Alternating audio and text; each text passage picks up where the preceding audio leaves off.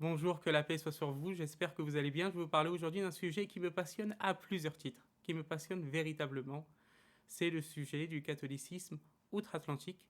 Déjà, premièrement, en tant qu'apologète musulman, qui s'intéresse au catholicisme pour apporter la critique la plus constructive et la plus honnête possible, la plus courtoise possible, si Dieu le veut, de cette religion. Et ensuite, en tant que passionné depuis mon plus jeune âge, par les États-Unis d'Amérique.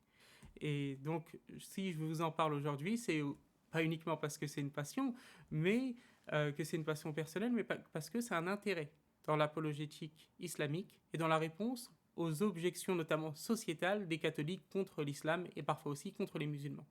Vous allez comprendre pourquoi.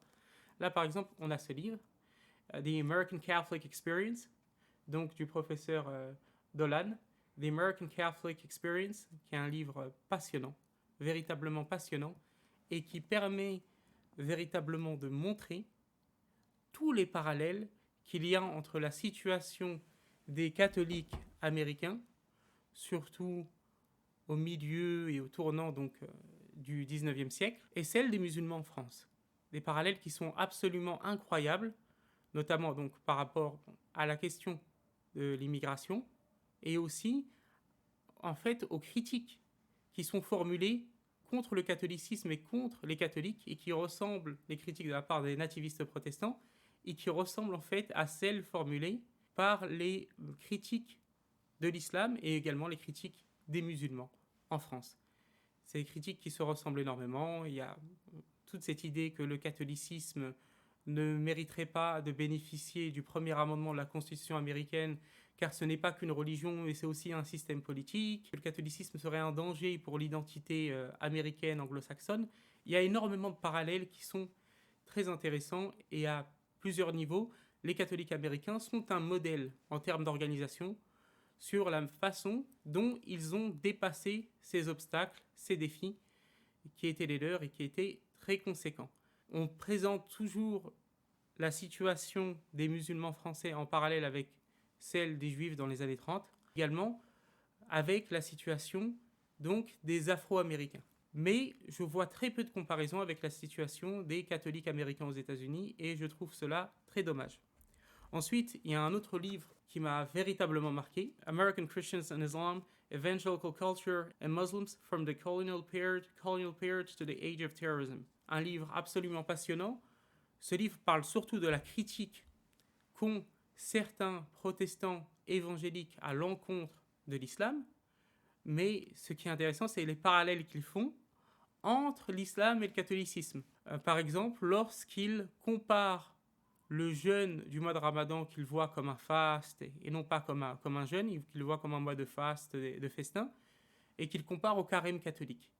Donc, ils font un lien parallèle toujours entre la critique, en tout cas assez souvent, entre la critique de l'islam et du catholicisme qu'ils rapprochent, qu'ils essayent de rapprocher. Donc, c'est intéressant, en effet, de voir que bon nombre de critiques qu'ont certains catholiques en France contre l'islam sont en fait des critiques qui sont assez proches soit des gauchistes, soit des nativistes protestants aux États-Unis d'Amérique.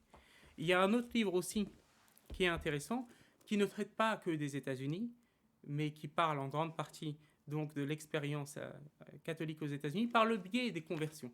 Par le biais des conversions d'une grande partie de l'intelligentsia protestante américaine au catholicisme, anglo-saxonne de façon générale, mais en particulier américaine au catholicisme.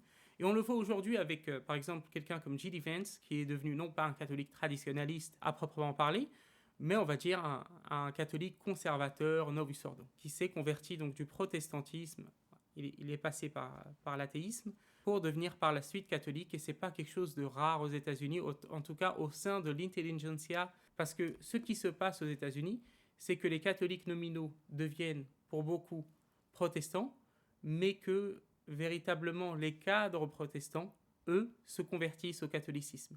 Ce qui est très intéressant, ils se convertissent au catholicisme également par rapport à cette question donc de l'histoire, par rapport à cette question de la tradition. Le livre s'appelle The House with 100 Gates, Catholic Converts Through the Ages. Livre très intéressant, absolument passionnant que je vous conseille si vous voulez comprendre le catholicisme américain et anglo-saxon en général, mais particulièrement américain, puisque c'est un phénomène, le développement d'un catholicisme conservateur au minimum, si ce n'est traditionnaliste, est un phénomène très important puisqu'il a un impact sur les élites.